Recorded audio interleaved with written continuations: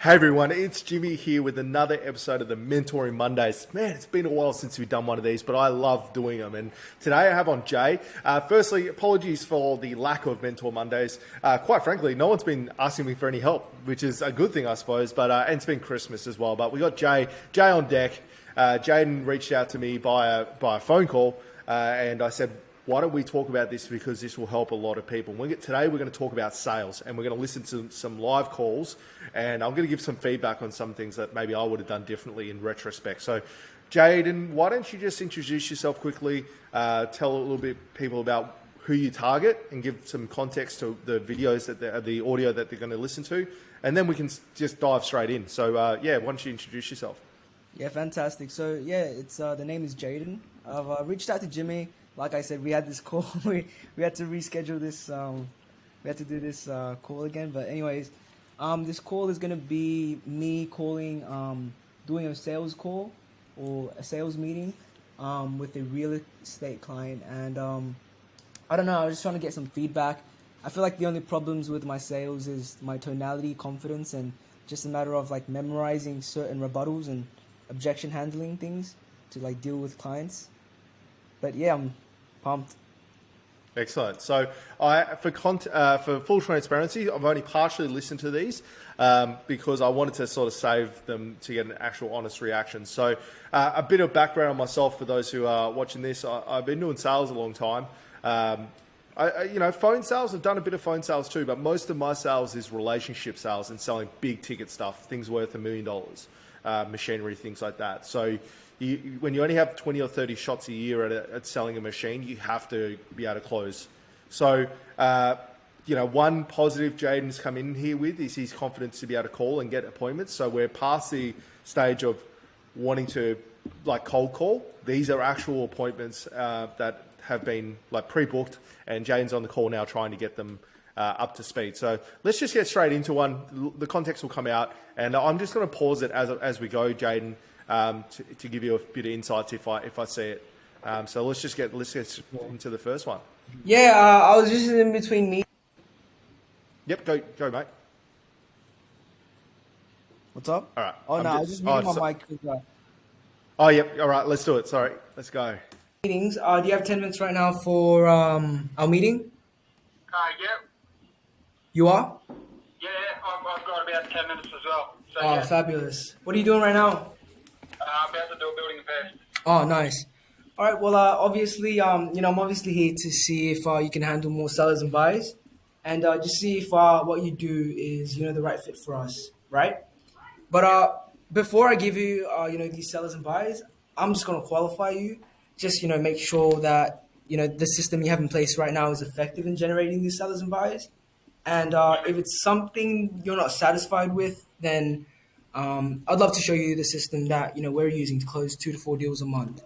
But yeah, just qualify you, see if you're the right fit, and I will happily schedule an appointment with you with these. So I'm just going to pause it there because I've made a couple of notes already. So one big thing with these kinds of calls is you have no, they don't know you and you don't know them, right? Mm-hmm. So there's the initial impression you make when you first call them is everything. Because they're going to base a lot of their judgments on what you look like and whether you're going to be a fit for them and whether you can help them off what's available to them, right? So if you're on a phone call, they can't see your face. So it's only your voice. And the ability to be able to manipulate your voice in a way that aligns with them is really important. And it's something that is a learned skill, but there's a lot of people out there, I listen to phone calls like this and they go, well, this is how I talk, and the person on the other side has to deal with that. I agree to a certain extent, but you have to at least match their pacing of the conversation. So if you're speaking incredibly fast and they're speaking incredibly slow, there's immediate disconnection because they're expecting and they're used to people speak to them a certain way. So this gentleman's speaking a fair bit slower than you, like a lot slower than you, at least like 20, 30 beats a minute slower. So you need to slow down your speaking so that he can understand what you're saying. So like I could clearly understand him, but when I listened to you, I struggled to actually take in anything you were saying because you were speaking so fast. So, if you're speaking to another, 19-year-old, 18-year-old, it's one thing. But, as you get older, the brain, and you have more things on your mind, you need to give people time to process what you're saying. So, that's one part of it. The second part is confidence. You can hear a slight quiver in your voice, which feels like it may not be, but it feels like a lack of confidence on this call. And the person on the other side is going to pick up on that. And they're going to be like, okay, well, can this guy immediately ignore anything you're saying and just notice that? It's like, why is he lacking confidence in this? What's going on? Now, the only way you can get that confidence is by doing a lot of them, to be fair, or speaking a lot. So one thing I recommend people do if they're not comfortable speaking and they have that nervous quiver when they talk is to actually practice speaking to themselves on video. So just bring up a loom and talk through the script to themselves while they're looking at their own face. A lot of the quivers, a lot of those little micro subtle voice changes come from the way you move your face. And it feels like it's a little bit high level, but the reason I feel like people, when I make YouTube videos, listen to me is because I'm so used to looking at my own face. I know the expression I'm making when I talk. So when I'm saying things, I can say it with inflection because I know that my face is making this certain shape. And I know if I feel like I'm making that shape, then it's going to be perceived a certain way. So going back to that video, it's like the start of it. Absolutely gold. This is absolutely gold. Like seeing your facial expressions have a major impact. And what Jimmy is saying, this is actually really good advice. So anyone who's watching, take a lot of notes. I'm taking so much notes right now. You don't even understand. I'm on mute. Yeah, that's all right, man. I'm just going to I'll just keep riffing through. So playing back that first couple of, you have to be able to pass that conviction on in the first 10 seconds, 5 seconds. If you can't pass that conviction on the first 7 seconds, and we'll get to that in the second video because I think that's a big part of the second sort of audio.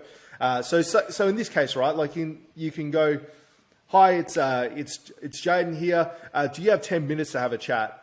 We booked this appointment. Do you have your 10 minutes spare? And he's like, yep, I do. I've just got my job. Oh, what are you up to today? There's a big difference between saying that slower and speeding through it with just trying to read through a script. So let's continue on. So big takeaway there. Confidence. The confidence is a big one. You can pick up confidence, a lack of confidence when someone speaks. And again, I always go back to Charlie because he is the master of sales. If you listen to him speak, he's very, very comfortable with his own voice. And I am too. I'm very comfortable with my own voice. I'm very comfortable with the way I sound, and I'm very deliberate in the way I talk. So if you want to be able to sell things, you need to be deliberate in your talk because you don't want them distracted by how you sound, because you need them to listen to the information so that they can make a cognitive decision. So let's keep going. So I'm just gonna turn it back on now. Sellers and with these sellers and buyers, would that be helpful? Too fast. Yeah, what's the system you're talking about? Oh, that's so. First, I need to qualify Confidence. you and see if you're the right fit, and then Okay. I'll propose. So just something quickly there. By saying I just need to qualify you, you're basically commoditizing the person you're speaking to, right? You think about it. It's like if I said to you, "Oh, I'm recording this because I need to do this as part of a process," it immediately detracts from the experience. Maybe something you could have said there instead of "I need to qualify you" is like, I always like to use a possessive noun. So like we, us, so we're in cahoots. So, we just need to qualify if this is really a fit, because I don't want to waste your time and you don't want to waste mine, hopefully. It's a subtle difference. And obviously you can, if you have more time, you can think about how you word that. But it's saying that we need to qualify you. Basically, it feels like you're putting them on a big list and working through it to just try and knock them out. So we'll keep going. We'll keep going. The system that we're using. Okay. Yep. So yeah, I guess the first thing I want to know more about is the business. So what would you say separates you from the rest? Personality. Mm-hmm. Personality. What do you mean by that? Okay. So this is a big thing I see in a lot of audio clips that I listen to. So your line of questioning is fine. So, what do you see is your point of difference? You can word that however you want, however you're comfortable. Remember to slow it down though. And his personality, he's given that thought. If he was able to answer that quickly, he's given that thought. Now, I'm just going to go back a sec because I can't even remember what she said in the second sentence because it's so fast. But let's go back. Yep. So I guess the first thing I want to know more about is the business. So what would you say separates you from the rest? Good question. Personality. Mm-hmm. Personality. What do you mean by that? Okay. So it's a subtle thing. So there's a reason. So when you hear people say that they're charismatic and like they have the gift of the gab, it's subtle things like this that separate people that can manipulate conversation versus not manipulate conversation. So there's a big difference there's a big difference between interrogating someone and asking them questions. So what you've done there is you've by the force of your voice and by the tone and everything like that, and being so abrupt, you've basically interrogated him. And depending on the person, they're going to take it one of two ways. They're either going to get completely defensive about their answer and shut down, or they're going to get defensive and they're going to interrogate you back. So another way you could have worded the follow-up questions is you always want to start with how, what, when, why. So you want to create open-ended questions because a lot of the times it's not about getting through all of your questions. It's about getting the answers so that you can, ultimately your goal in this video, in this call is to determine if they're a good fit or not, right? That's what we're doing, and pitch them on the product if we get time. So another thing you could have said is simply as simple as like, oh, that's super interesting, or that's interesting. Why do you feel like that's an advantage? So it's not necessarily, why do you think that is? It's why do you feel? Because it's an emotional thing. So it's like, why do you feel that's important?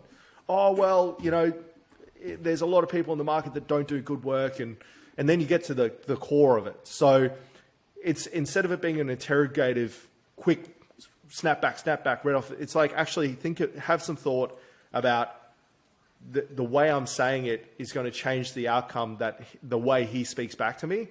And your job, trust me when I say that your job on these cold interviews is to calm the person down and to make them drop their barriers, defensive barriers. And the only way you can do that is by them trusting that the information they're giving you is not going to be thrown back in their face. So definitely need to just think of the line of questioning and think about how that ties to an emotion, and then run with that. So it's like, why do you feel that's your advantage? Or why do you feel that's important? Or why do you, oh, that's awesome. I love working with businesses that are like that. So why do you feel like that's important? It's a very subtle difference, but it will make you'll watch, if you keep answering questions like that, then the responses they'll give will match the energy of that, which is really important. So we'll keep going. Well, I don't understand the question when you say...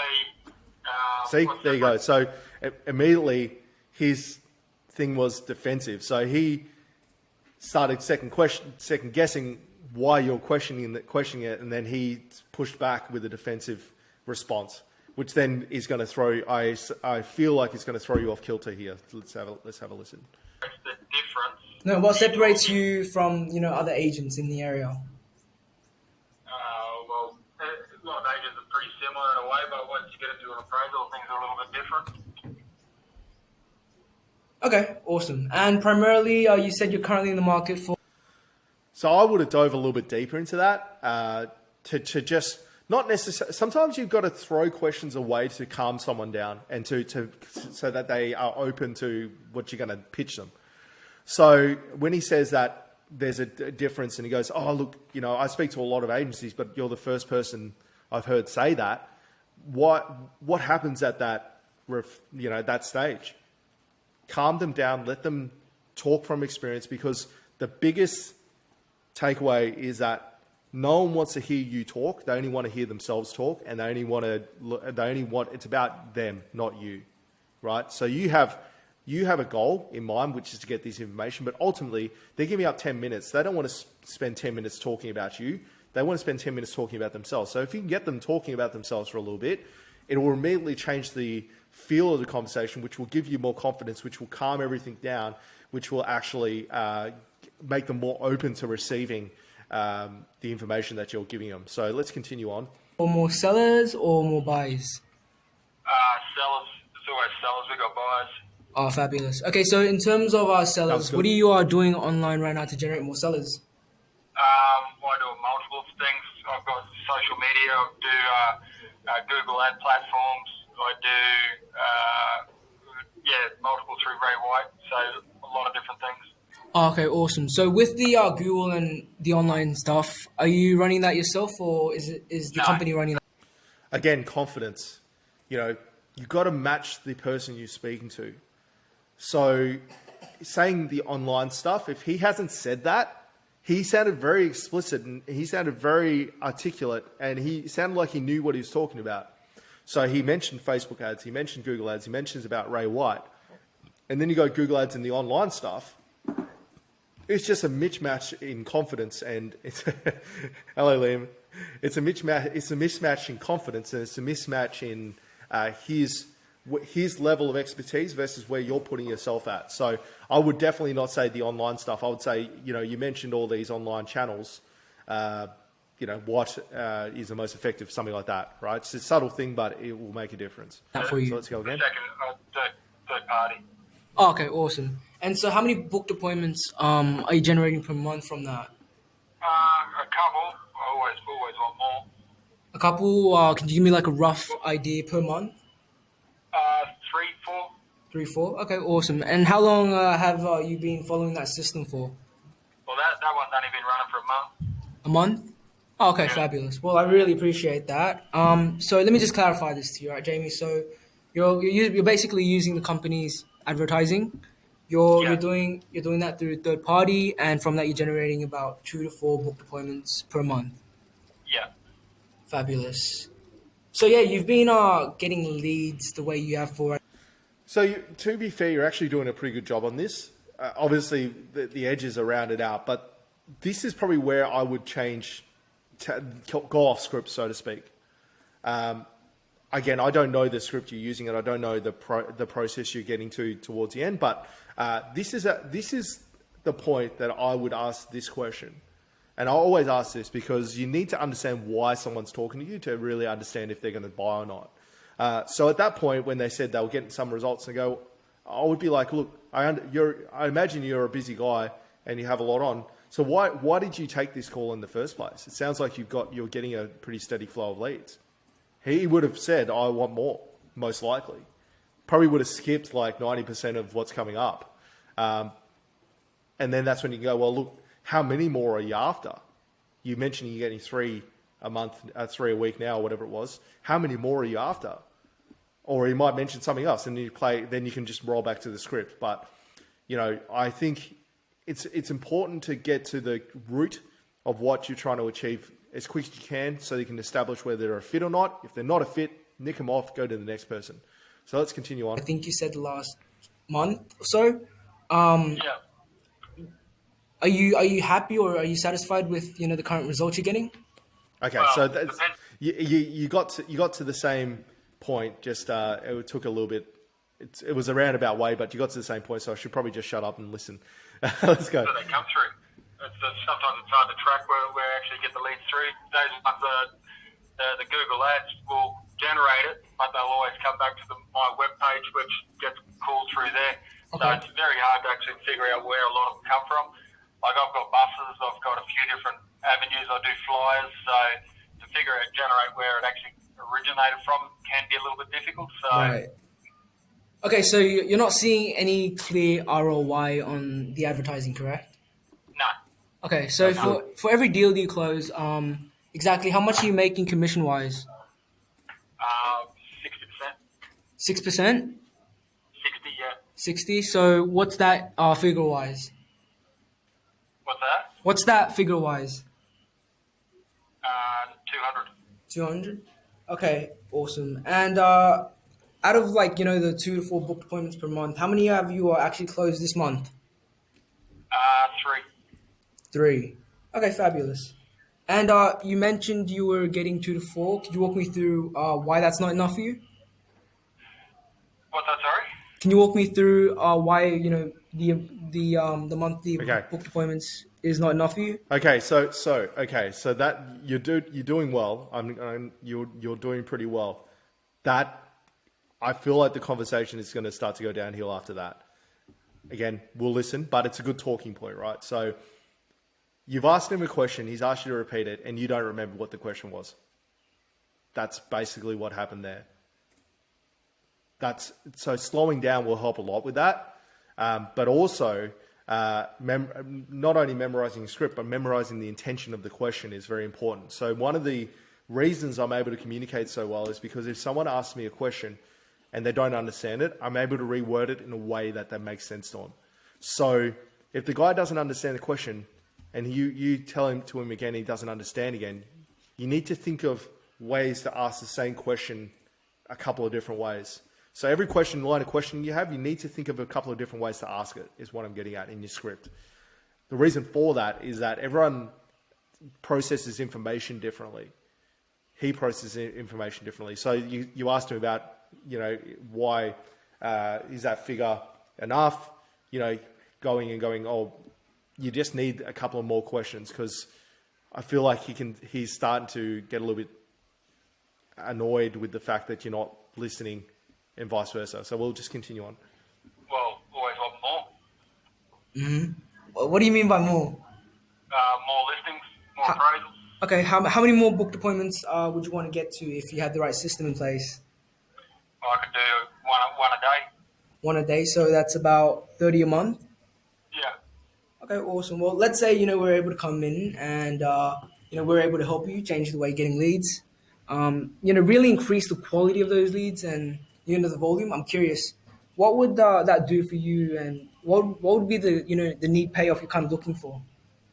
Well, if you're doing 3 a month now and you get to 10 a month, you're going to be a $500,000 agent. Gotcha. Okay, but what are you going to do, though, if, you stay exactly where you're at? Like, with the same leads and volume?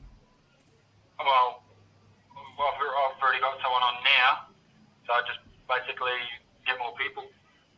Are you So just a quick note, you're doing well. Nothing wrong with what you're saying, but he clearly doesn't understand the context of the question. I understand why you're asking it, because you're trying to put him in two scenarios so that there's more value in what you offer, but he clearly doesn't understand the context of the question. So you need to be able to change the line of questioning in that case so that he understands the context of the question. Otherwise, it's just a waste of time. But again, let's listen and see if we can get the context right. Oh, is it working? Okay, let me go back slightly. Okay, doesn't appear to be working anymore. Can you hear me, Jaden? Yeah, I can hear you. Let me just turn it on again. Yeah, but yeah, that's really good. I felt like my tonality was really rushed, and it just didn't seem natural. Yeah, it's a big. People tend to rush through things they're not comfortable with.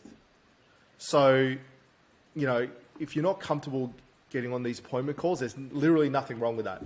No one starts comfortable calling up a random stranger and having and questioning them, right? No one's comfortable with that. You just tend to rush. If you're conscious that you're rushing through it, the best way to stop from rushing through that is to, just be conscious and slow down. Right. Because it does make a difference, and we'll probably see it with the next call. That one was pretty good. I don't know why it's not working, not continuing to work.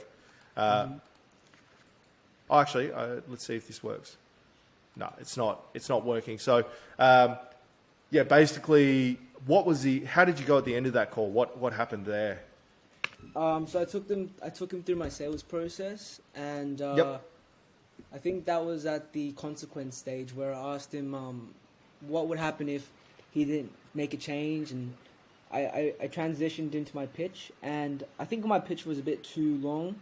It was very, very it was the exact same tonality, to be honest, and Yep. I think he just kind of like blanked out, and he said yes to doing it, but I don't know what happened. I think he said yes, and I sent him the proposal, but he didn't reply with anything, and he just ignored me. Okay. Yeah, that's interesting because maybe he said yes to get you off the phone. Is potentially my guess. Again, it's hard when we can't hear the rest of the For conversation. that, or Oh, actually, there we go. All right. All right, I'll just mute myself. Yep. or Willing to what? Sorry. are you willing to settle for that? Or, 100 a year to drop the girls off the school and pick them up from school. okay, gotcha. Well, I think Jamie, what we're doing might actually work with you, might actually work for you. Your system doesn't look, maximized. Confidence. So if it's okay with you, I can take you through what we're doing, how we're doing, and how it actually might get you to that extra 10 to 15 booked appointments per month with more sellers and buyers. Would that be helpful? Yeah, well, just give us a quick brief on it, because if it's a marketing ploy, I do Yeah. have my marketing spoken for the next 3 months. Okay, so what's happening in the next 3 months? Are you in a contract? Well, I've already got it all spoken for the next 3 months, and after that, I reassess what's worked and what hasn't worked, what's generated, then I move from there. Okay, so every month you reassess the ROI, and right now you're not getting any ROI, correct? Yeah, correct. Are you getting any monthly report? Okay. So something you have to be super careful with here is not to question his judgment. So he's told you that he reassesses this every 3 months, right? He's basically putting his flag in the ground saying, this is a decision I've made. So you need to be super careful. And again, we'll listen to it, but you need to be super careful about not questioning that judgment call. The worst thing you can do on a sales call is question the person's judgment on why they're making decisions. That's not your job to question that.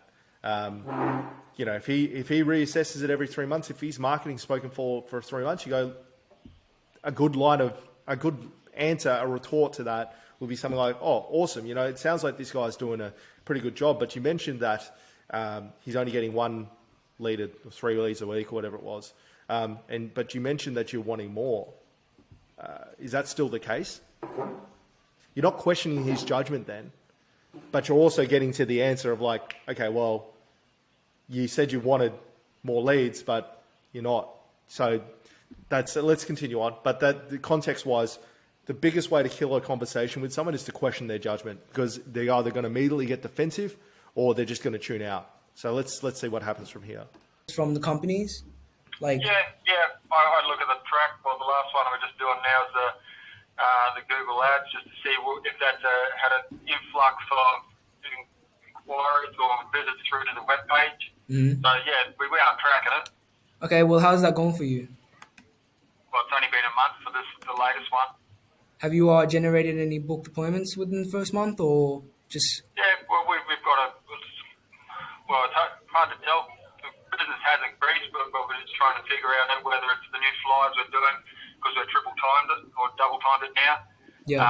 Removing the bus, the marketing money to the flyers, so every second week now they'll get a flyer in the mailbox. Yeah. I'm actually finding going back to paper is more beneficial than digital at this stage. Right. Okay. So What why makes you is say that? that? Yep, beautiful. That's the first when question. we're doing digital, we weren't getting a great deal. Oh, okay. But I'm doing the Google Ads one. Yeah. But now I've pulled from the buses and all the other Rate My Agent, all those things. I pulled marketing money from that, going back into flyers. Yeah. That's And every time understandable. I've gone to appraisal lately, there's been a flyer on the bench. Gotcha. Okay, well, let me explain to you what this is not going to be about before I explain to you what it is going to be about. Because this is not going to be, an onboarding of a bunch of useless services. It's not about posting or boosting your photos online. What this is going to be about is a step-by-step system where we roll our sleeves here and, we really get in the trenches with you on this thing. And we build you out that more advanced lead generation system internally in your business to help you scale to that extra. I'm just going to pause here because you may cover this off, but this is a really, really good time to reinforce what he's talking about. So you obviously got your script clearly and you're reading off a script, which is nothing, no one's going to judge you for reading off a script. But he's said several times one of the biggest things he can't do is measure. So I would be like ad-libbing a part of this script and going, like, this is a lead gen program, we can measure and track what we're doing, which is really important to you, because that's a value point for him. He's explicitly said that. So he's putting a certain dollar value on that. We don't know what that dollar value is, but he is, because that's his problem. So you're going to do that anyway. Some of this stuff that they mentioned, you're going to do that anyway. It's just a matter of like slipping it into the conversation. Because that's the one trigger point that might get them to go, yep, actually that's what we need. So let's continue on. $200,000 to $300,000 a month, predictably. So you have the foundation to do, whatever you want, like build a stronger team, expand, etc. Okay. No. How we're gonna? Okay, so he told us exactly what he wants to do, which is spend more time with his children.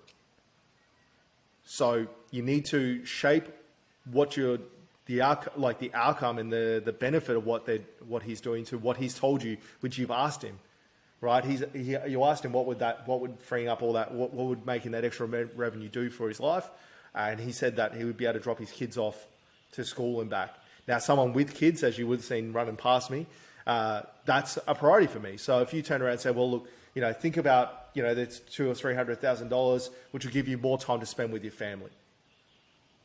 You don't have to, the script is only there to guide. It's not there to be a verbatim thing. The reason you're asking all these questions at the start is to adjust this part of it.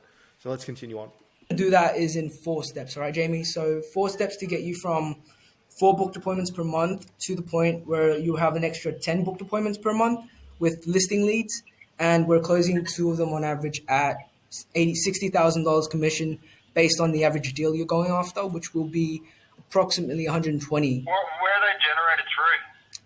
So, so the very first thing we're going to do, Jamie, is so when it comes to generating Confidence.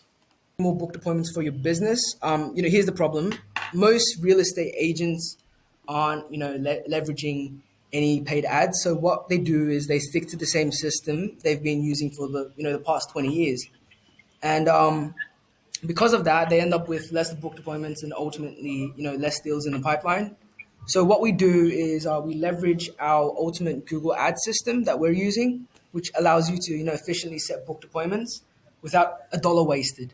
And ultimately, this has worked for many of our agents, and it's working for us. And they're getting booked out every month. So that's basically step 1. Does that make sense? Well, I've got the same sort of thing running now. Yeah. With like a Google ad you're talking. Yeah, but here's the problem with Google ads. The reason why you aren't seeing results with Google ads is most agents out there, they're completely focused on the actual ads and their funnels, when in reality it's just their offer. So what they do is they spend a ton of money on ads, testing different bidding strategies, when ultimately they're just trying to build the house on a foundation of sand, right? And that's why other agents are profitable with Google ads while others are barely breaking even.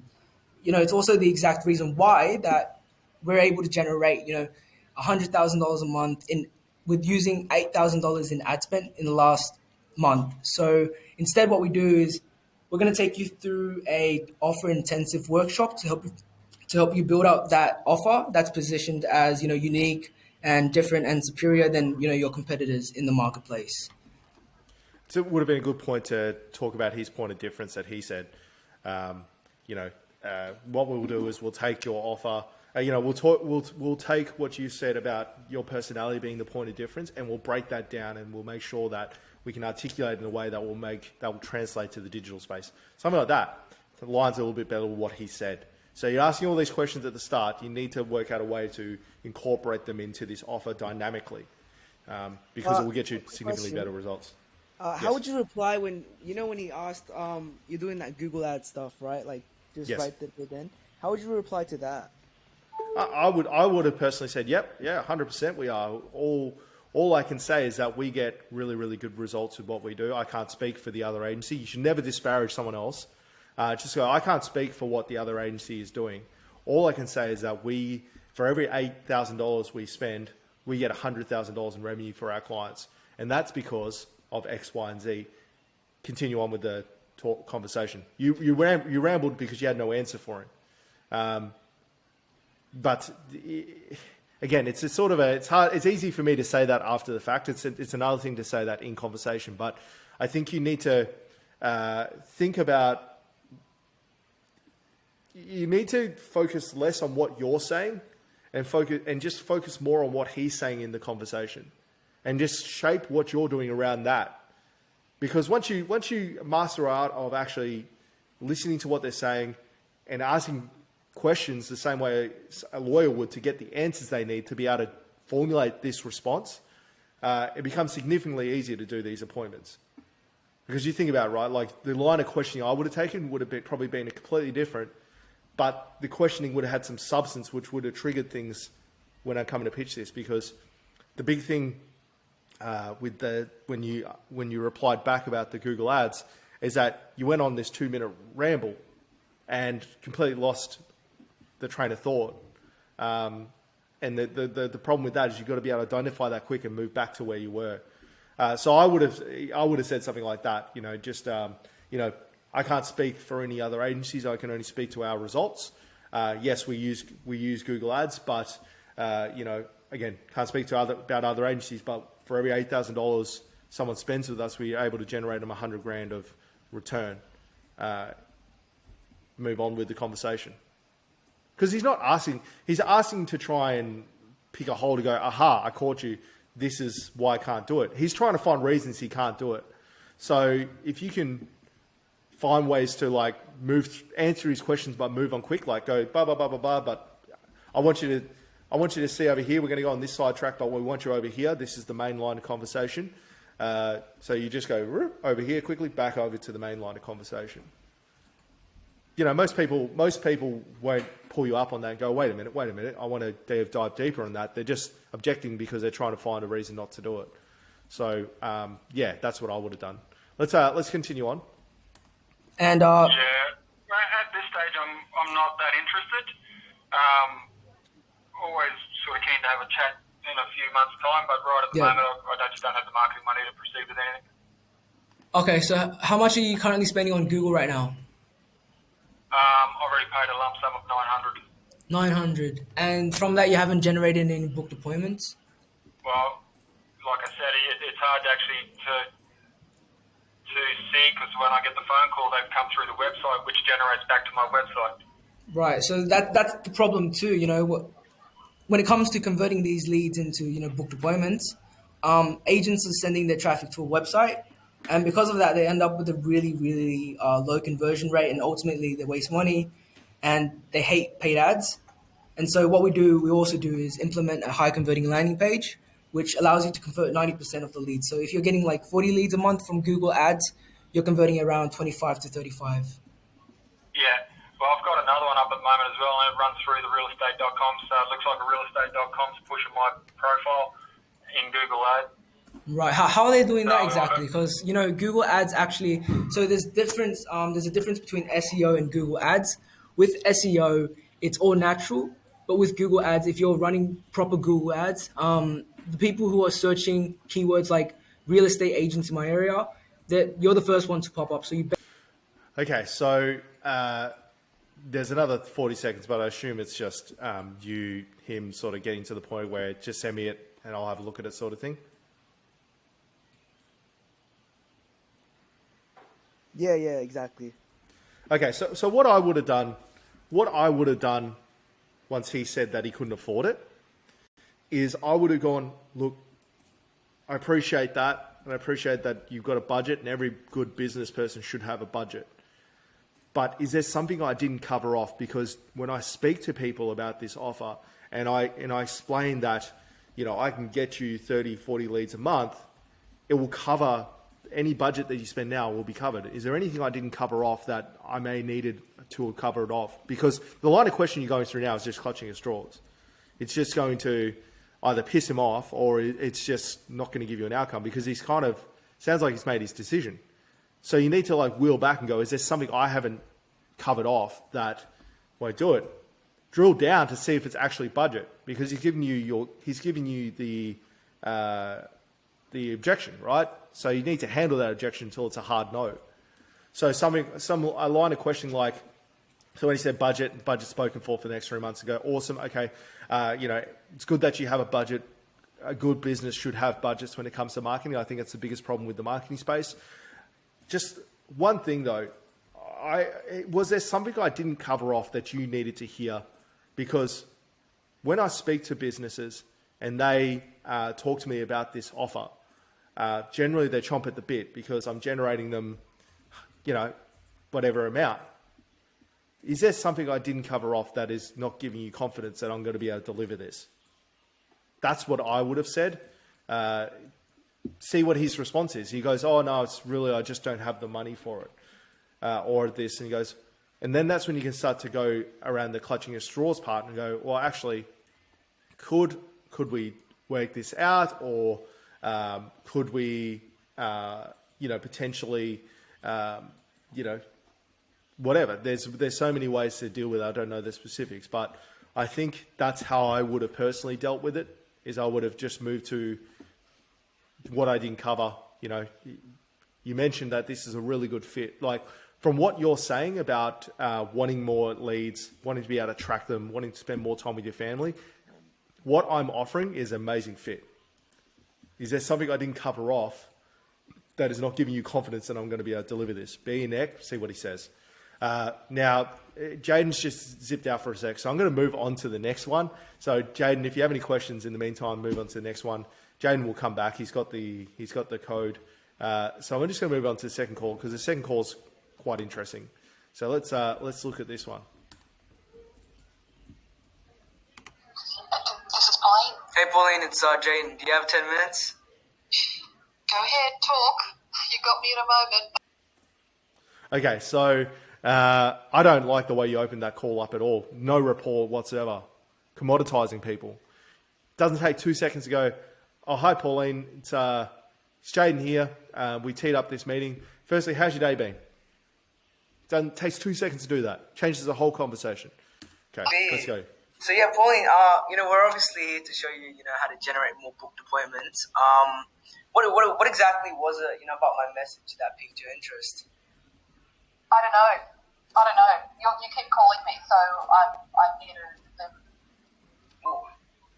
Like I said, you were looking for more sellers and buyers, correct? Well, let's see. What are you offering? I'm here to listen. Okay, so immediately your job is to diffuse this situation. She's clearly not receptive to anything you're saying right now. One word answer, snappy response, quite rude. So I would have positioned this when she said I didn't know and go, well, have I caught you at a bad time? Are you dealing with other things? Because the offer I have is worth you listening to and taking time to engage with. But I can't do that if if you're not, whatever. Should we book this for another time? If you do that and bare your neck and put it back on them like the reverse card, they'll immediately disarm. Because she's only doing that as a defensive mechanism. It's not a personal thing. She just is being sold a lot. So if you do that and go, well, look, what I've got to offer could really help, you generate more leads and inquiries. Is this something that, again, more time? And let's continue here. You're the one calling me. Right. Yeah. So what we do here is very specifically tailored to your needs. And I'm not even sure if I can help you just yet, Pauline. So what I think it's best is just ask you a series of questions to see where you're at, and then if there's an opportunity for us to help, then I can walk you through the entire process if you want. Would that be helpful? Look, let's go ahead. Come on, let's go ahead and get this done. All right. I think again, matching the intensity. She's super intense. I could talk about the theory of psychology a lot about in this specific case, but she's you need to match her intensity. There's always in a conversation. There's always someone leading a conversation. There's always someone that's in a conversation. There's one person that's leading. There's someone that's following. You need to bring this conversation back to where you're leading it. At the moment, she's completely leading this conversation. You're in the passenger seat. She's driving this. You need to pattern interrupt and break her out of her pattern, because what do you got to lose? You don't want to be on a phone call with someone that's completely defensive the whole time. That's just going to waste your time. So you need to break that pattern. And one of the ways you can do that is by going when she's like, let's replay it back again, and I'll garner a response. And I'm not even sure if I can help you just yet, Pauline. So what I think it's best is just ask you a series of questions to see where Okay. you're. So I remember. So like when she asks, so what are you offering? You can go talk about that, and you talk about asking serious questions. I'd go, look, to be honest, Pauline, I don't want to waste your time. I don't want to waste my time. There's plenty of people that could use my help in generating leads. We have a really good system that works really well, but it's completely customized. So I need to ask you some questions to see if you're a fit. Do you have the 10 minutes to give me? And then the question, it's not about, it's like yes or no answer. If it's a no, it's like, oh, thank you so much, Pauline. It's been great talking to you. If you ever change your mind, give me a call. If it is, go, yeah, great. The whole conversation's changed. You're now the alpha in the conversation. You're leading the conversation. At. And then if there's an opportunity for us to help, then I can walk you through the entire process if you want. Would that be helpful? Look, let's go ahead. Come on, let's go ahead and get this started. All right, no worries. Primarily, are you currently in the market for more sellers or more buyers? Sellers. Sellers? Okay, so in terms of sellers then, Pauline, what are you doing online right now to generate more sellers? Working our database. Is that it? Well, you're asking for online. Yep, online. Online, we work through our database. And what does that include? Can be newsletters, digital SMSs, various forms. Okay, awesome. So, and how many booked appointments have you generated from that? No. Pardon? No. How many booked appointments have you generated from that? I don't know. This month? I don't know. I can't give you a number. Okay. Like, around 6, 7? I don't know. I can't give you a number. All right, so how Yeah, so don't just pluck a number out of the hat. If she says she doesn't know, she doesn't know. And especially with someone that's so black and white like this, maybe a better line of questioning was when she said she doesn't know. And she goes, oh, that's interesting. Have you got the facility set up to track this stuff? No. Okay, well, then move on to how many would you like, potentially. But let's how many are actually calling you from? I don't know what information you're talking about. I don't know, so I can't give you a number. Okay, gotcha. So how many people are calling you per month? I don't know. We're the ones calling. And a lot of people don't like calls anymore. They prefer text messages. Mm-hmm.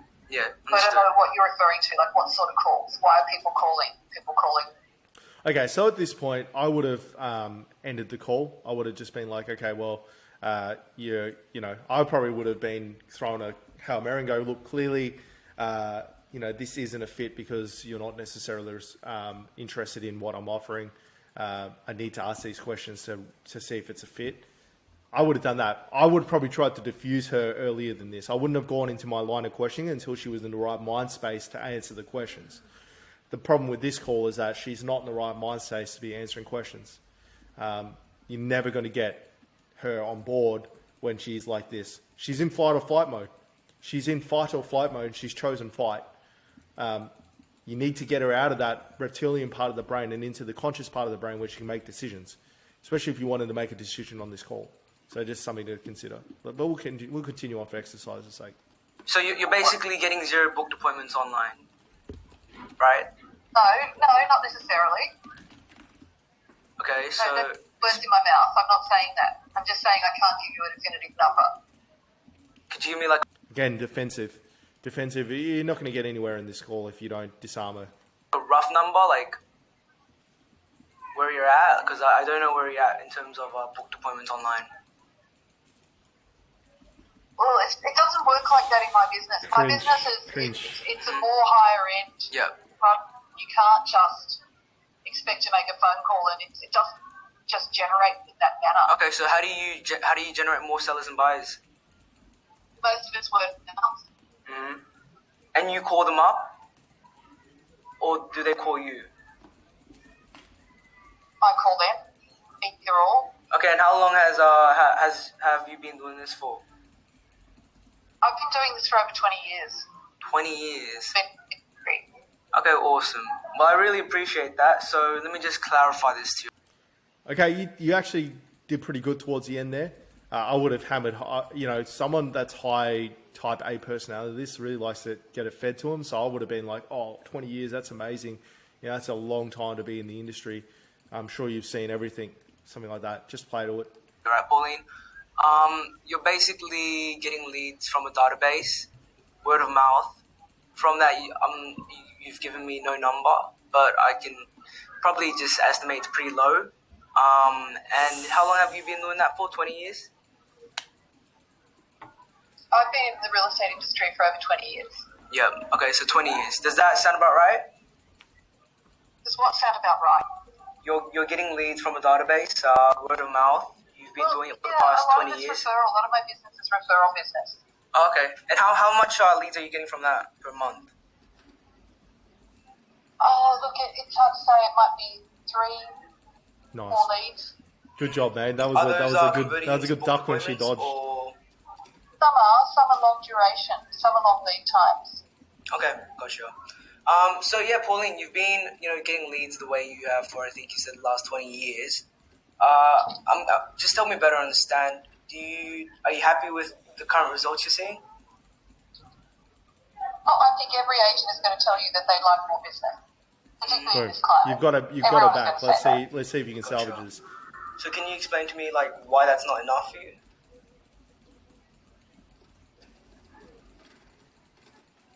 Well, I think it's pretty obvious.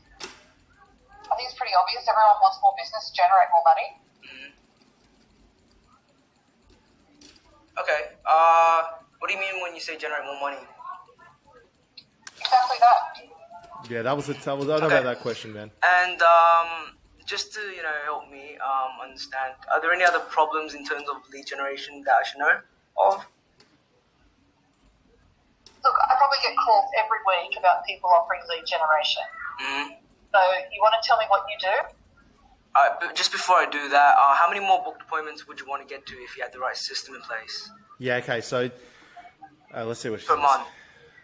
Well, we could probably, I don't know, we could probably handle, a lot more. A lot more, like 10 to 15? Yeah, probably. All right, awesome. Well, Pauline, let's say, we were able to come in and we're able... I just want to quickly say that you're doing a lot better on this call than you did the last one. And I would argue that she's a lot harder to deal with than that last gentleman, just interestingly. So it's interesting you mentioned you did a good job of just wheeling her back to the main conversation when she asked, what's your offer sort of thing. I would have sort of potentially suggested it was okay, I understand you get a lot of lead gen calls. I do too. They're annoying, but why don't you take any of them up on it? What's stopping you from getting more leads right now? Change the tone of the conversation. Change tack. At the moment, you're trying to knock down a big castle when you could just find the secret back entrance and go in through the back entrance potentially. All right, let's continue. To help you and really change the way you're getting leads and improve the quality of those leads. I'm curious, what would that do for you, and what would be the neat payoff you're kind of looking for? Look, you don't need to worry about that. Can you just please tell me what you do so we can get on with this call, please? Yeah, no worries. Now, before I'm able to properly explain what we do, let me explain to you what it's not. You're handling it very well, to be fair. What this is not I would have gone and stuffed you on out. Contract. It's not about giving you used leads from realestate.com or Zillow, and it's not about posting or doing anything Do you want to online. hold on a sec because I have to take this call? Yeah, Let's no put you worries. on hold. Does she pick up? And then I have to take this call. Yeah, no worries. Yeah, so basically, I was going to explain to you what we do. Would that be helpful? Sorry, going to... I was basically going to explain to you what we do here. Yeah, no, absolutely. All right, so yeah, what we do is we're going to implement a step-by-step system where we're really going to roll our sleeves here, and we're going to get in the trenches with you and build out that more advanced lead generation system internally in your business to help you scale to that extra $20,000 to $30,000 a month predictably. Okay, so how we're going to do that, Pauline, is in 4 steps. 4 steps to get you from 3 to 4 booked appointments per month to the point where you'll have an extra 10 to 15 with listing leads, and we're closing 2 of them on average at $8,000 commission based on the average deal you're going after, which is $16,000 a month. Does that make sense? Okay, so you're dealing with quite small, quite low price property. Yeah, that's the majority of our clients. Okay. That's why I'm thinking it might not work for my business. What's the average deal you make off a commission? Oh, it's a lot higher than that. My average sale price is probably at about $3 or $4 million. Commission wise though, like what's the commission on Well, I that? don't know if she'll tell you that. Probably about 60 to 80,000. 60 to 80,000. Oh, nice. So it's like 3% or 2%. 2%. Okay, gotcha. Well, 2% works. It's not really about the deals, It's about getting you booked appointments. Yeah. So would you be interested in hearing like how we do this? 4 steps? I am interested to hear. Yeah, of course. All right, awesome. Okay. So you see the very first thing we're going to do based on your current situation is implement the 80-20 rule. So it states that 20% of the results you get is, I'm sorry, I have to take a call. Bye. What? What happened at the end, Jaden? Sorry about that. Was that Oh cool? my goodness. The reason why I did that was because I was super nervous. Oh my god, dude. You can't do that. I know. Oh, so God. nervous. That's nervous. brutal. I was like, I'm not gonna close her. Forget about it. Let's just forget about it. Yeah. That's okay. Look, there's a lot of learnings. You're going to have to watch back on some of the things. But I think the key takeaway, just to recap, is that this was a lost cause from the very start. You needed to go off script and disarm her. Like, you cannot sell someone that is in that state of mind. Like, it's impossible to sell someone that's using their fight or flight reflex, because it's a different part of the brain that works when you're in fight or flight mode. She's not listening to anything you're saying. She's just in fight mode. She just wants to have an argument. So you need to calm her down and bring her back to a conscious level where she can actually have a conversation with you. So I mentioned a few ways to do that, but you can see that's what happened. She started to calm down towards the end, to be fair. You were actually making progress when you hung. That's why I said you shouldn't have hung up then, because you were actually making some progress. And I said, like, I'm surprised how well you did in this one compared to the last one. You did a lot better in this call than you did the last one, even though that guy was way more receptive than this guy and than this woman. So I would have, at the start, I would have just been like a pattern interrupt. So that you have an alpha in a conversation, you have a beta in a conversation. The alpha is the one driving the conversation. She was clearly the alpha. So you need to do a pattern interrupt to bring her back to a point where she's either going to be the beta or you don't have the conversation with her. And the way you do that, I talk about this, but the way you do that is by giving her an ultimatum. And if she's serious about it, she'll continue. If she's not, she won't. And you've got to do it in a tactful way that's not going to come off as douchey or anything, but effectively like, look, I understand, I do a lot of these calls and I talk to a lot of businesses, and I get the feeling that you have something else that's on your mind. Would you like to book this call at some other time? And she goes, no, and goes, well, look, and then when she questions about the, getting to the offer and go, look, I can only help so many businesses. The way we do this works really well. And the only way we can establish that is if we see if you're a good fit. Now, I completely understand if you don't have time to run through these questions, but if we don't answer these questions properly, I can't work out if we can help you or not. And there are plenty of people that need my help. So are we going through these questions, or are we just shaking hands and moving on? Oh, that's really good. You gotta. It's this scarcity mindset we're calling. I know it's hard to book appointments. It is. It's hard to get appointments, but you've got to be willing to throw one away if they're not a fit. Like that guy, the first guy may not have been a fit. Once he was saying he didn't have the budget, you need to establish that. But as soon as they're not a fit, you've got to be willing to go, okay, there's always going to be another person I can call or another person I can book an appointment with.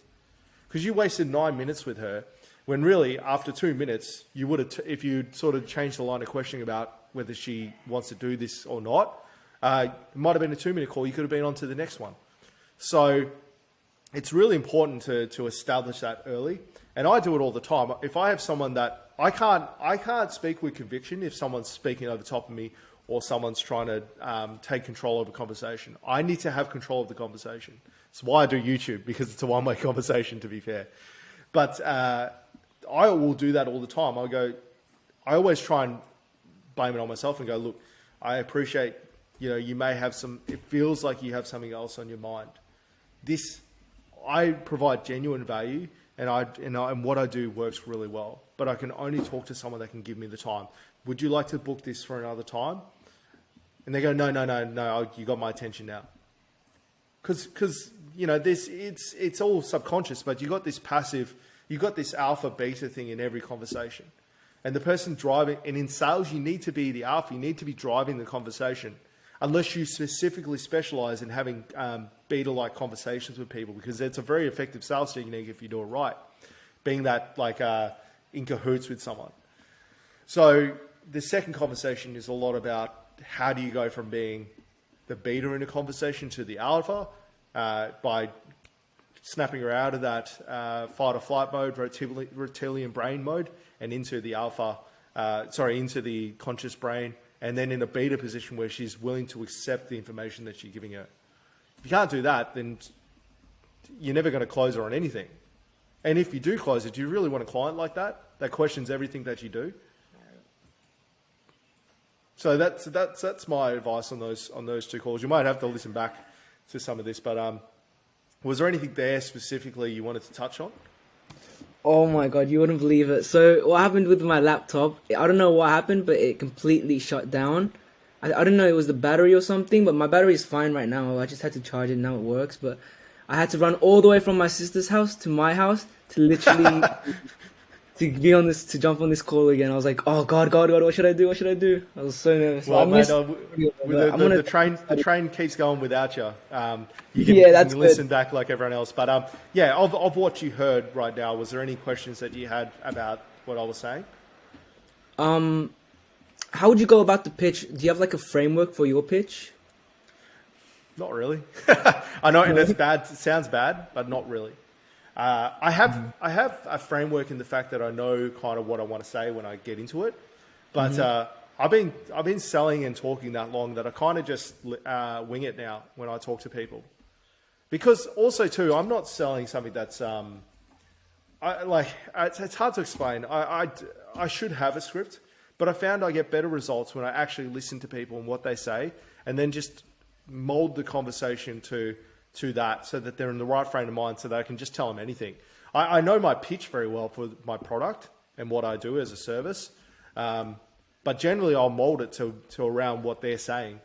So when you're selling machinery, right? So where this all came about is I used to sell agricultural machinery, so harvesters, and these harvesters are worth $1 million. I'd make 25k commission or something like that on them, 12k commission, but they were big ticket. And there's only so many farmers, and there's less and less of them. So you only got 20, 30 shots a year. Now, the big thing with farmers is they don't want to be sold to. No farmer ever wants to be sold to on anything. They need to... have you heard this? It was in that big fat Greek wedding where the guy's like, the wife is like, the man's the head, but the wife's the neck. So the head makes the decision, but the neck is actually what's controlling the decision. That's how I sell. So I do it in a way that actually... that makes it so that it feels like they're making a decision, and I'm empowering them to make a decision, but I'm actually just controlling the decision making through guiding those conversations. It's a high level skill. It's a high level way to sell, but it's a very effective way to sell, because it's not abrasive in any way, and you get customers that really want to deal with you. So like in those conversations, I mentioned that when you were talking to talking to Pauline, you went straight into like, oh, you got 10 minutes. There was no like, how are you? How's your day been? No building rapport in any way. It's just like bang, bang, bang, bang, bang. Well, that creates that kind of cadence and that rhythm and that the person you're speaking to. Whereas if you're like, for example, right? Like I'm always looking for ways to connect with the person I'm speaking to. So when the old mate in the first call was saying that he, want to spend time with kids, I would have been like, oh, look, I've got 2 boys myself. I love spending time. What do your boys like to, or how old are your kids? It's a 2-minute detour, but it completely changes the tone of conversation because now you have other things that connect you guys as opposed to your value, the value of your offer and what you're presenting. It's like, actually, he may want to work with someone with kids. He may not want to work with someone with kids. Or, you go, oh, look, I've got a long-time girlfriend. We're thinking of starting a family soon. How old are your kids? You can always tie into conversations. When that Pauline was saying that, she's been doing running an agency for 20 years, I would have been like, oh, that's actually, you're the first person I've spoken to that's run an agency for that long. How have you found being in the real estate business for that long? It's like a 2-minute detour, but it completely changes the tone of the conversation you have after that. And it's not hard to do if you learn how to slip that stuff into conversation, but it makes it so much easier to pitch. It slows down the cadence significantly. It allows you to control the conversation because people want to talk about themselves. Don't forget that. So when you give them an opportunity to talk about something they enjoy, like fishing, or like if they mention they've got a boat, it's like you start talking about boat. Then it's like the conversation about sales is like you're having a conversation at the pub. Like it gets a lot easier to do. So if you don't have much experience selling, you need the script to make sure that you can get back on track. Yeah. But you should always be finding a couple of detours in that conversation to try and build rapport. Because otherwise you do just sound like every other salesperson. Now, I don't know if that flies in the face of the way that Charlie sells or other people sell. I only speak to what I know, and that's an effective way to sell, just like the way Charlie sells is effective, just like the way Imran Ghazi sells is effective. Like everyone has their own way of selling. I've just found that that's the most effective way for me is to build rapport while having these, so like I'm on one path, which is selling them my service. I will tiptoe around the tulips every now and again just to build rapport on my way to doing that. So it's never a direct line with me. It's like, okay, well, I'll have family, how old's your family? Oh, you like boats? Oh, where do you live? Blah, blah, blah, blah, blah, tiptoe. So I'm still getting to the same destination. It just takes slightly longer, but then a lot of the value I provide is not only the service I offer to me, which is a USP. It's a point of difference. Or as the agency in the values that the agency provides because I'm at the helm of it. I don't necessarily have a script. I just know the general direction I want to head in and I just do it. Because I've always found, they say they have 10 minutes, but once you start talking about them, that 10 minutes, they're happy to swing that 10 minutes into 15, 20. And then you just budget on that when you're doing your calls because doing it that way too, your conversion rate goes up significantly too. So you can take less calls. But yeah, everyone's different. But yeah, no script for me. Another question, if there's like 1 or 3 things like you could sum up that I could like implement right now, what would they be? I know it's tonality, confidence, slowing down my pace. Yep. Stop commoditizing this part of the process. You're not just asking questions for the sake of questions. You need to ask questions that actually help the conversation move forward. Now you're asking the right questions. You're just not using any of the answers. So you're asking these questions and just completely ignoring them, which is frustrating for the end person you're speaking to. Whereas if you were just to make a list of when you're on these calls, if you just make a list of 3 or 4 things that you hear, like pain points, and just try and incorporate those in so you can wheel back to the reason you ask those questions. The questions need to serve a purpose. So that's the one major thing I would do. The other major thing I would do is don't be afraid to pause in conversation. So if you're having a conversation with them and you don't necessarily know what to say, just don't say anything.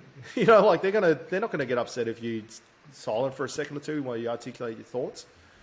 The third thing I would say is if you don't have sales calls, practice calling yourself in a mirror, or find a group of people, you're part of Imperium, find 3 or 4 people that you can just practice simulating phone calls with. The best way to get good at calling and doing these appointments is by practice. There's no way around it. The reason I'm so good at talking now is because I've literally recorded like 1,000 hours of video talking to myself. Wow. And because of that, you just get naturally good at talking. Charlie worked at a bloody telemarketer for 2 years or whatever it was and took 200 calls a day. The reason Charlie is good at talking is because he's practiced talking. And it's nothing against your age group or anything at generation. It's just you don't do as much talking when a lot of stuff you do is digital. Yeah, that's true. It's true. It's true. The better you are at talking, the better you are at communicating your values and principles and what you do, the better outcomes you'll get in everything you do, not just sales. So I would actually spend a portion of my time practicing talking because it is a really valuable skill to have. And talking, you get to the point where you can start to talk with inflection, then when these sales calls become easier and easier because you're naturally just starting to give off the vibes that you need to get these guys to listen to what you're saying. And it's why Charlie's so successful at sales is because he's able to manipulate his voice in a way that makes people listen. It's part of the reason I'm reasonably successful at sales too, is because I'm able to manipulate my voice in a way that makes people listen to it when I talk to it. And if you can't get that, you'll never be the alpha in the conversation. And if you're never the alpha in the conversation, you'll never close a volume of deals. Mm-hmm. So that's the other thing is practicing talking, because it's a big part of sales. It's like 80% of sales is what you say. It's not what you say, it's how you say it. Is like 80% of sales. Mm. So that's the other thing. Also, for objection handling, how do you handle objections like so naturally? Like, do you have like things you have in mind that you're gonna say if someone says X? Practice, man. Practice. I don't have a script or anything, so like objections I get. To be fair, I don't get many objections. Like honestly, like when I have conversations with people, I don't get many objections because I do a lot of rapport building at the start, and generally the objections people have are about money. 99% of the objections you're going to get are about money. So if you have ways of handling those objections when it comes to money, all the other objections are just play it by ear, experience, move on. So if you just need to have the reason why someone would do this without money, say for me, for instance, it's like someone says they can't afford it. It's like, okay, well, look, I completely understand that. It's a lot of money. It's a lot of money to you. It's a lot of money to me. All I can say is that you'll get a return on this investment. Now, there's a lot of things out there that you won't, but I have enough confidence in what I do and my ability to make sure that you get paid or that you're going to make a return on this. Mm-hmm. So I don't know where your budget stretched, but if you can stretch it to this, you will get a return. Mm. That's like, that was off the cuff and fly as well, but like, yeah, that was so good. Yeah, but it's just talking points. It's just like there's things in my head that I know that are our advantage, ROI, things like that. And then it's just practicing talking to fill in the bits between. Yeah. And the reason it works and the reason it's so effective is because I changed my tone when I said it. I got in, I whispered, we're in cahoots, it's you and I versus the world, as opposed to just saying the exactly the same tone as I'd say if I was ordering a burger at McDonald's, which is how most people sell, is they'll talk the same way they're ordering a burger out of a McDonald's store. Yeah. You've got to adjust your tone and your voice and your speed based on what you're actually trying to say to give it effect. So, saying that in that tone, I could have said anything and it would have sounded like I had conviction. And then it was just marrying that up with words that made sense. Mm-hmm. So, like, same sentence, right? I completely understand what you're saying, but you're a piece of shit and I don't want to work with you, but I make sure that I'm going to get your results. Still has conviction. It still sounds like the guy will be like, we ignore the middle bit and just hear the last bit and first bit. You know what I mean? Yeah. Like inflection and tone of voice and being able to manipulate your voice is a huge part of selling. And it will separate you from everyone else if you can do that well. Mm-hmm. So that would be my suggestion is really practice talking, even if it is just starting a YouTube channel or creating videos that you never post. If you practice talking about topics you're not familiar with, you'll get used to talking on the fly. If you get used to talking on the fly, then you can have those conversations and not be like blindsided when someone says that, because it's just a matter of gathering your thoughts to string a sentence together. Mm-hmm. But yeah, that definitely, like, tone of voice is everything when it comes to that. Being able to go, okay, well, I need to go from high to low, from low to fast, fast to slow, in versus out, taking more breaths, taking less breaths, taking spacing between it. It's all taught. No one is born a natural charismatic speaker. It's just practice. It's just speaking lots that gets you to that point. Yeah. Is it alright if I throw you a bunch of objections and you try to handle them? Would the audience want that? Yeah, go for it. Yeah, I don't know if I'll be able to, but let's give it a crack. So I've had a really bad experience in the past with Google Ads, and I don't think I'll be doing it. Okay, that's interesting you say that, sir, ma'am, whatever. That's interesting you say that. To be fair, you're not the first person I've spoken to that's had that problem, and you definitely won't be the last. All I can say is I can't speak for anyone else. I can only speak to what I do. And what I do is do Google Ads properly. And that's it. Mm-hmm. Don't know if that's the right way or wrong way, but it works. So you can potentially judge me on previous experiences, but all I can say is that I get results, and I would request that you just have an open mind and ignore the previous results that you've gotten. Yeah, I Something just like that. don't think we need it right now. Yeah, that's fair enough. I can't speak to your specific business circumstances. All I would ask is why not now? It's just I don't have the time to. Okay, that's cool. So what things could you do that would free up more time? The reason I'm asking you all this, Jay, is because I would hate to see you miss out on an opportunity because you don't have time. Time is easily solved. I've got a whole bunch of stuff that I could give you today because I'm a bit of a time nut myself. I like to manage my time, and I'm a bit of a time proficionado. So I can give you a whole bunch of stuff with this that will help you free up more time. Heck, I'll even jump on a call with you and help you work out how to do that. If we can free up a bit more of your time, would that remove that as an objection? Yeah. Cool, man. Well, let's work together to free up some of your time because, like I said, I'd hate for you to miss out on this opportunity. All right. All right. Let's do it. Cool. Done. All right. Sign in. That's good. What about another one? We already have a marketing team in place, but they're not getting good results. Okay, cool. No, look, more power to you, man. Like it's, I would just question it. Why are you with them if you're not getting results? I don't know. They convinced me when we were on the call, and I'm on a 1-month contract. I'm about to leave them tomorrow. You know what? I'm going to share something with you that I haven't shared with anyone else in a long time. I actually hate the marketing space. I hate that I work in it. I hate that I'm a part of it because there's so many people like that. There's so many people that are willing to just churn and burn through clients. I've built my agency specifically around building long-term customers and building customers that I have for the rest of my life. I can't speak to this other agency, but I know for a fact that 9 out of 10 calls that I jump on, someone is being burnt by someone else. All I can say is that if you work with me, that I will do everything in my power to make sure that that doesn't happen to you. So if you're dropping them tomorrow, I think it's honestly worth a punt to give us a crack if you want to work with someone that becomes a lifetime partner with you. So do we just make this happen or what? For sure. Closed. Done deal. Yeah. It's conviction. A lot of it is like, I could say anything I want. It's just the way I say it, and it's the way I move my voice as I say it. Because it's hard not to believe someone when they're talking with conviction. So when I say that this agency is the best agency since sliced bread and we're never going to rip you off, if I say that with conviction, how are you supposed to argue with that? You can't go, oh, you're a liar. Yeah. You know, they've got to kind of either, and then if they say, oh, no, I don't want to, so, well, look, what are you looking for in an agency then?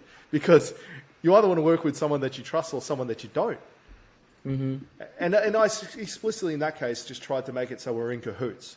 You know, it's you and I against the world. It's not, you know, me like every other agency. I'm trying to detach myself from the space and trying to make myself you and I.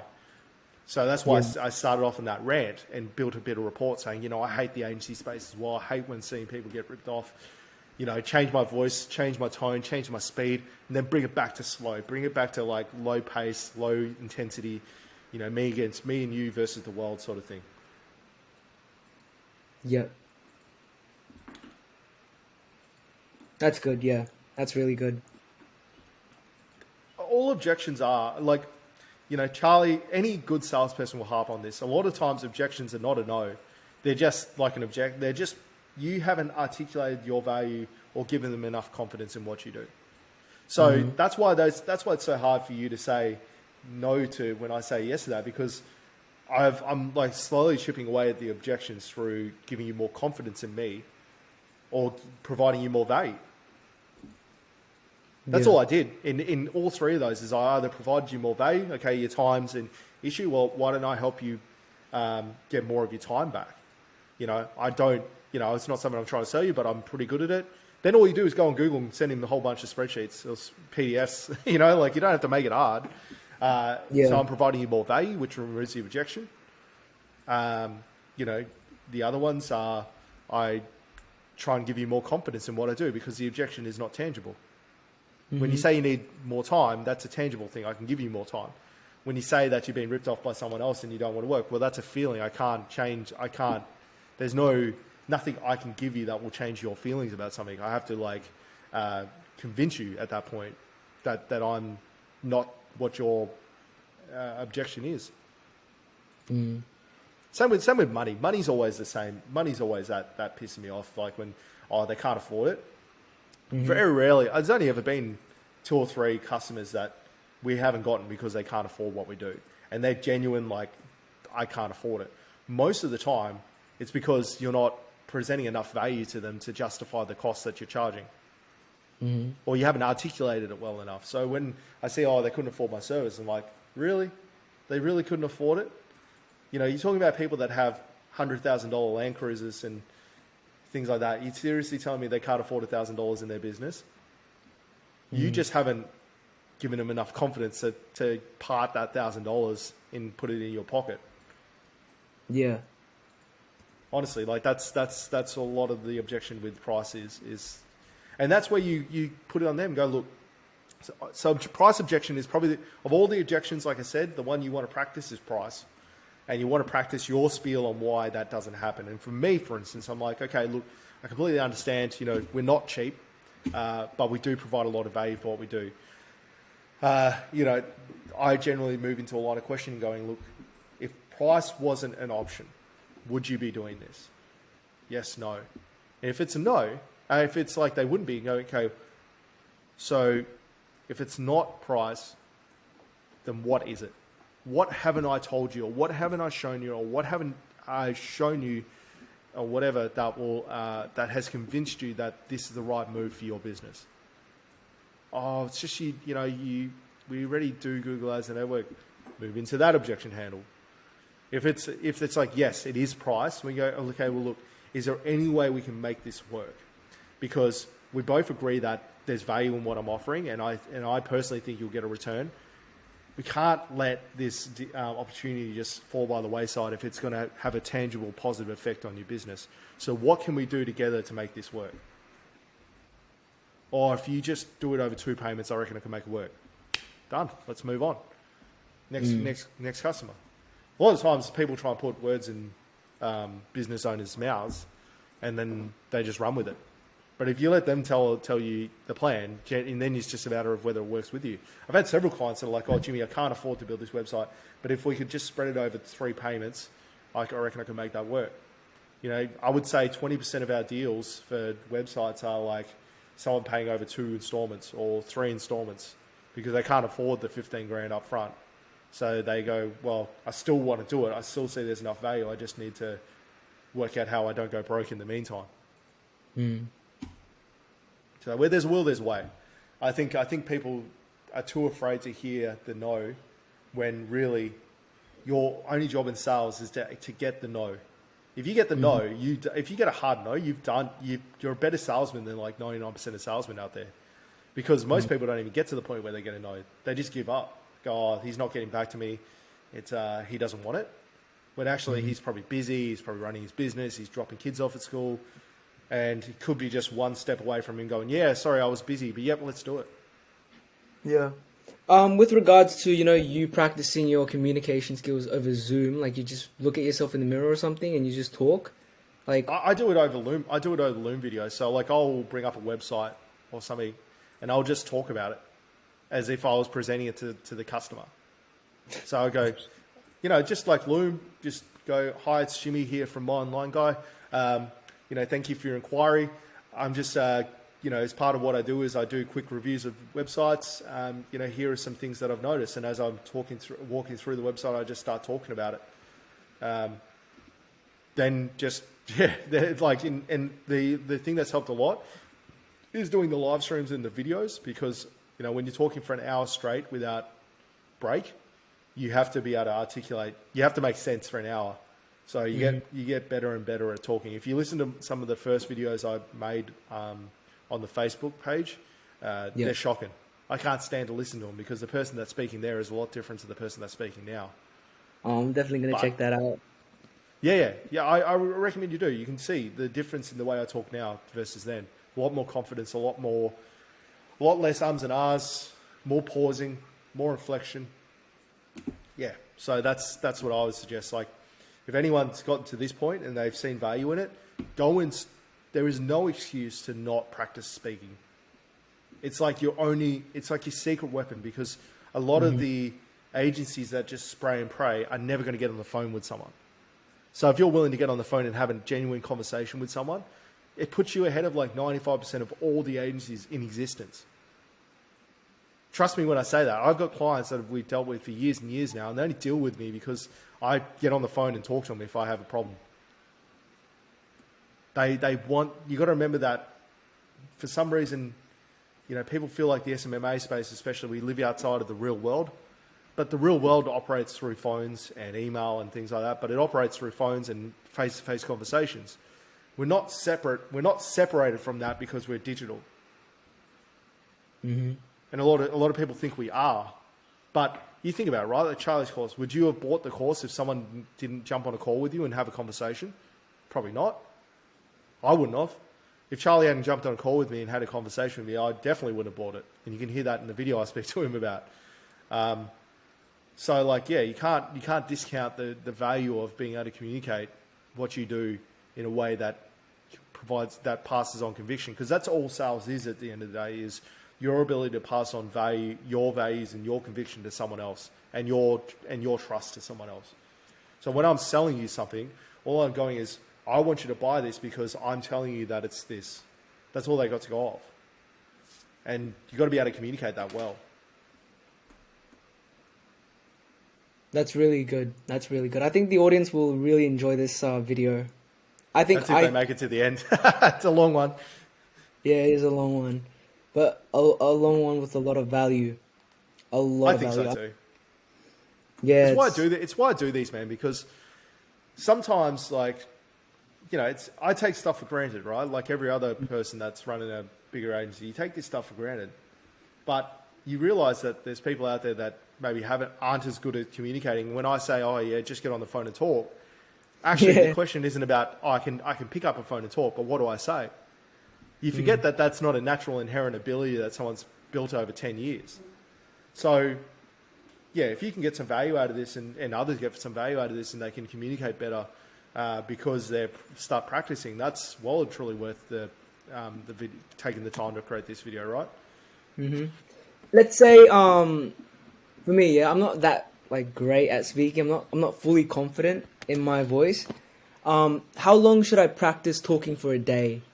Should it be an hourly practice? 10, 15 minutes. 10, 15 minutes a day. You think about the volume of talking you would do in 10, 15 minutes a day.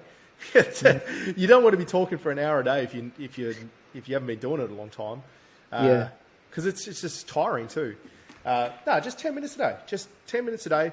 Go into the WhatsApp group. Go into Loom. Just find someone that you're like, okay, well, we're going to have a practice talking session. Shit, I'll even go into the group after this in the WhatsApp groups, and I'll say, does anyone want to practice talking? Mm-hmm. It's just a 1% everyday thing. A decade of talking, you do 10 minutes a day, you eventually get to the point where it's like, I can have a 2-minute conversation on the phone or a 10-minute conversation on the phone. If you want to be talking for an hour at a time, you need to be practicing a lot more. But if you just want to be making 1 or 2 minute, 10-minute calls, 10 minutes a day is plenty. And it doesn't have to be anything fancy. It could just be journaling your day. Go, today I did this and I did this and I learned this new skill and this is what this means and this is what this does. And that's all a lot of my Frothy Fridays were for the first 100 episodes. was just me talking about what I did during the week as an agency. And eventually I got good at talking. I think the biggest thing that stops people from getting good at talking is they don't get comfortable with their own voice, which is odd to me because I'm very comfortable. I actually quite like my own voice now. But what happens is you get stuck in your own head where you hear yourself talking and you go, well, I don't like what I'm saying. They don't like what I'm saying. And then you end up in this spiral where it's like you end up just talking gibberish because you try and sound smarter than you actually are. Or you're trying to speak at a higher level than you actually can speak. So yeah, you just... and you play to your strengths too. If you're not super comfortable communicating, you play to that strength. Don't try and be me. Just be your neck a little bit. Go, look, I'm only young, I'm hungry, I'm driven, I'm going to make this work for you. Then people understand that. I think that's the biggest, fake it till you make it only works if you've got some clout behind it to make it, to give the perception of it. Yeah. But for the first 5 clients I had, all I did was say like, look, I have no clients, but I will work harder than anyone you've ever worked with in your life to get you deals because I want you to be that first client that tells everyone how good I am. Because I know how good I am and I know how good work I can do, but I need clients.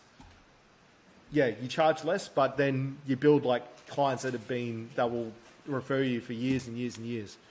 Because you're not going to be me. You're not 35. You don't have 2 kids. You don't have a 7-figure agency or whatever. You're not me. So like you can't fake that. You can't fake being me. I can't fake being you. You're you yourself, right? And you eventually just find that voice. Like the way I talk is very casual. It's very casual. Even when I'm talking to clients, it's very casual because I Do you try think to it be has to do with sorry, but do you think it has to do with like energy levels? Oh yeah, 100%. A lot of why the confidence isn't coming out is because you sounded deflated as soon as you got on the phone with them. You were deflated. No one wants to spend 10 minutes with someone that's going to bring them down, like in vibe. You don't want to be overly like if you're an generally optimistic person, then speak optimistically. If you're not generally optimistic, just speak pragmatically. But you look at Charlie. He has a very subdued, calm voice, and that works for him because he's a very subdued, calm person. If I tried to talk like Charlie does, it wouldn't work at all because I'm not. I'm excitable. I'm generally smiling all the time. I talk like I smile. That's always been my secret. Is like I smile all the time, and when I talk, you can tell I'm smiling when I'm talking. Yeah. And whereas Charlie probably doesn't. Charlie probably sits there and is like very stoic and thinking about what he's saying, and that works very well for him. But if you're high energy and you try and speak like Charlie, it will never work. And if you're low energy and you try and speak like me, it will never work. You just got to kind of find your vibe and then just run with it. Most definitely, yeah. I think the thing stopping me from finding my right tonality is I spend the majority of time in isolation because I'm always working and stuff. Yes. And I don't know when I don't talk that much, my kind of like my vibration, my energy levels kind of go down. So before sales calls, I think what I do is like I try to raise my vibration and energy levels by doing like I don't know visualizations or like jumping up and down and stuff. Yep. But what you should do before a call is do a loom for 10 minutes before a call.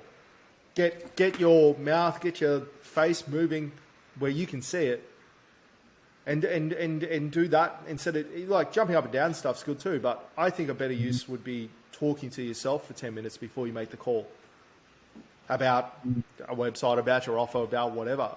So you get all those jitters and stuff out of the way before you get on the call, and you just flow straight into the call. Make it as soon as you press stop on the loom, you're straight onto the phone. That would help a lot, I think, especially if you don't do much talking, because you can't just go from not talking for a week to getting in a 10-minute conversation. It just doesn't work well. Yeah. But the vibration stuff is really important. Like your tonality comes from what your body does. So if you're really tonal in your voice and you, like me, tonal, it's because when I'm talking, as you see in these videos, I'm moving my hands. I'm like actively moving, which affects my tone. Whereas if I was sitting here talking like this with my hands down, it changes my tone of voice. because I'm not moving. But when I'm moving my hands, the inflection starts to come because I could be Italian with the amount of hand movements. But yeah, man, like that's a good bit of advice I got when I was in sales. Is like move. There's nothing, it may look silly, but there's nothing wrong with moving around when you talk, because that energy goes out of your body and out through your mouth. Because if you're not grabbing onto something or holding onto something, that energy is still stuck in your body. And if you are moving your hands and you're not moving them to grab something or to expend muscle energy, then it naturally comes out in your diaphragm, and it naturally pushes air out of your lungs, and that air out of your lungs is what creates the inflection. So yeah, I've always done it, and it's worked really well. Because even now, like I've got this, and I'm just like spinning this as we're talking. Again, it may not be moving much, but it's still movement.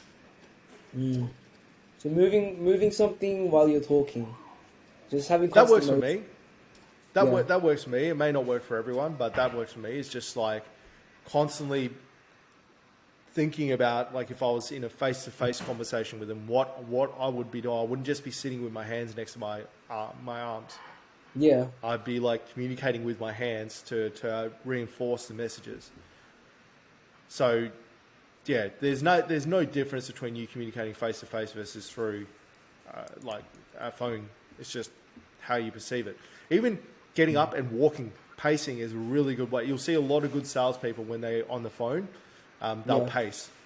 They'll walk as they're talking, because it's active movement. It keeps the body moving. It keeps you focus different environments, focusing, keeps your brain working. And I'll do that. I'll pace around a room when I'm talking, and it's annoying for whoever's in the room with you. But if you're by yourself, it doesn't matter. Yeah, that's another thing. Yeah, that's another thing you can do. Hey, look, I do have to go now. It's sort of get the kids ready for lunch. But dude, thank you so much for jumping on. And I'll just quickly end on this. If anyone else wants to jump on and have a chat, or has some videos or audio calls they'd like to go through, just jump on. Let me know. We can jump on a call like Jaden did. Bonus points for Jaden for actually calling me, because that was out of the blue, and it was nice to see that people actually watch my content. And yeah, if you've got any questions, just let me know. Jaden, been good talking to you, buddy. And yeah, if you've got any questions, just let me know after this. Fantastic. All right. Thank you, Jimmy. No worries, mate. Thanks. All right. See ya. Bye. See ya.